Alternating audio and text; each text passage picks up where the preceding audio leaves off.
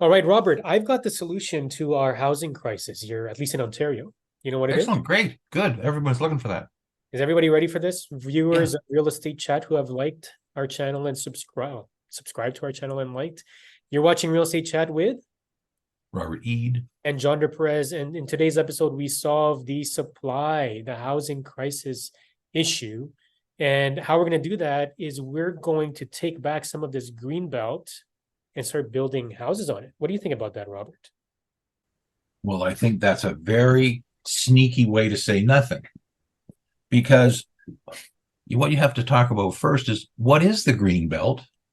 Who put it there for what reason? And how did they determine the boundaries? Well, that's interesting. And that's what we're going to talk about in this episode of Real Estate Chat. Starting with this article, developers begin approaching cities with plans for former Greenbelt lands. So once we take this article off screen, which we've linked in the description below, Robert's going to talk about what this Greenbelt is all about and why we have to take away from this Greenbelt. But basically, opposition parties at Queen's Park call on the Ford government to reverse its controversial Greenbelt decision. The developers are preparing, meanwhile, to build on the previously protected land. So the opposition doesn't want to be building on this land, which, let's say, is causing some issues as far as where to build. I mean, there's not enough land in Ontario to build houses on. So let's take away from the green belt. So two Toronto area cities told the news, this is from Global News, that they're in talks with developers about the plans to build on land removed from the Greenbelt. Vaughan and Pickering are those two cities. So we're talking about massive land here, 4,200 acres of land were removed from Greenbelt in Pickering's Dauphin Rouge Agricultural Preserve. 16 acres, so not as many, but in Vaughan, but 16 acres nonetheless were removed from Vaughan. Now, the six staffers that I guess were responsible for these decisions were given a whopping 3 weeks to make this evaluation of which land should be removed. So you've only got 3 weeks of something that has been around.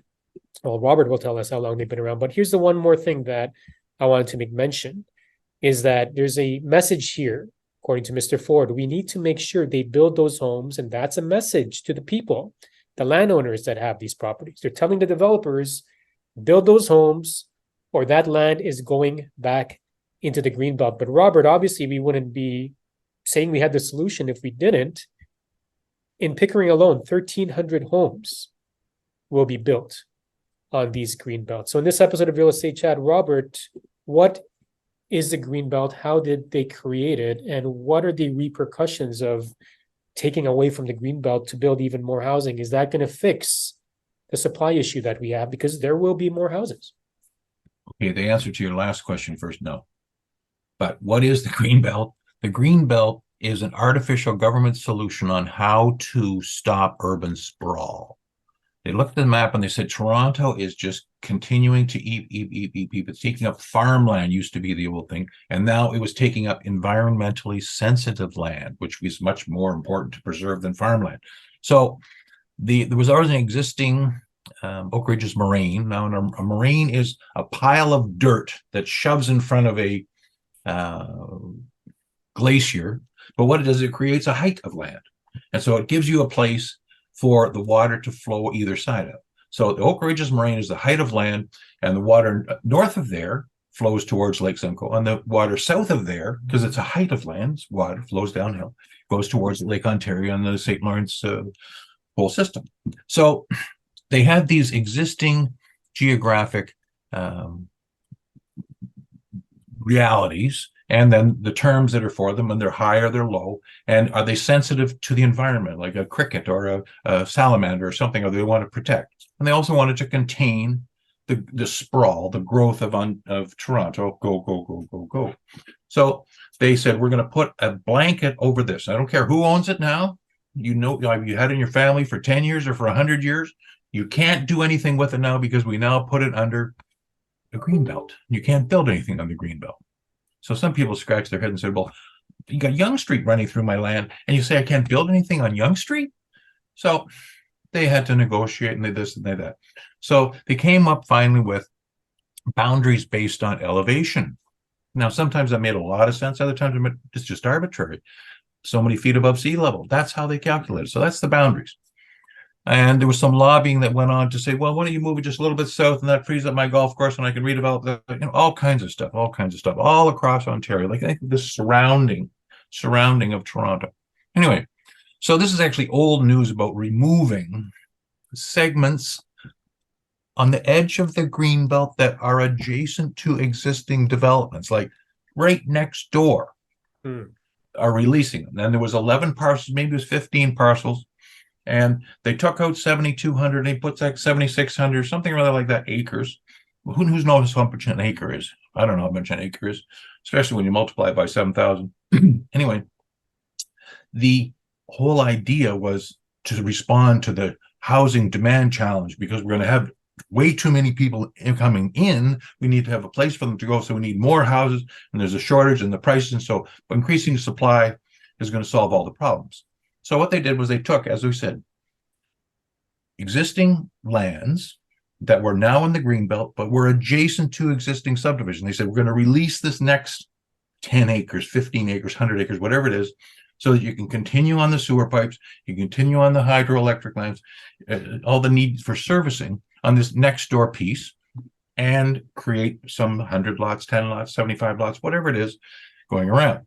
Now, the reason that it's in the news now is the Auditor General gave some scathing remarks about how these lands were chosen and who knew about it first. Because sometimes you put an option on a piece of land, you don't really own it, but then its zoning changes, and so now your option is worth tremendous amount of money, and you exercise your option, you own the land because you now know for sure that it's worth, its density has gone up.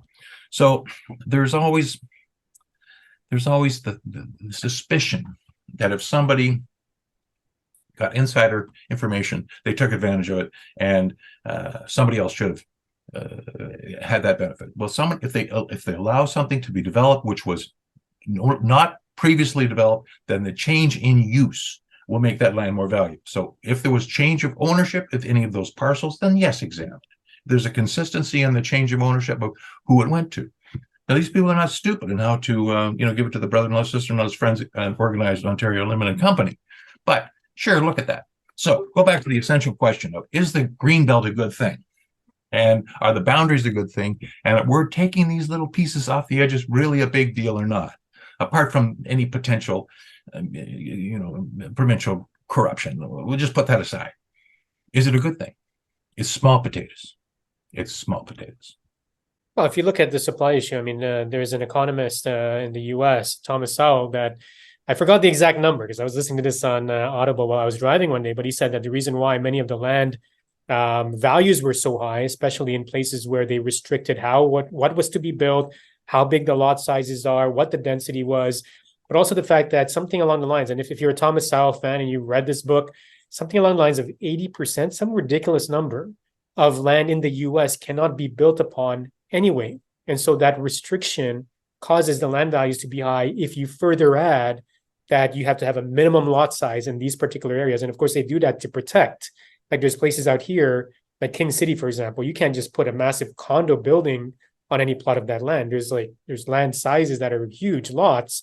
And so what happens to land values? If you look at King City's land values, the average prices there are higher. So did this Greenbelt artificially prop up the prices because we couldn't build into it, Robert? Yes, of course. And that's what the intent was. To stop the sprawl north, they put, it's like you have a mountain range. You can't build on the mountains. So it just became a prohibited zone.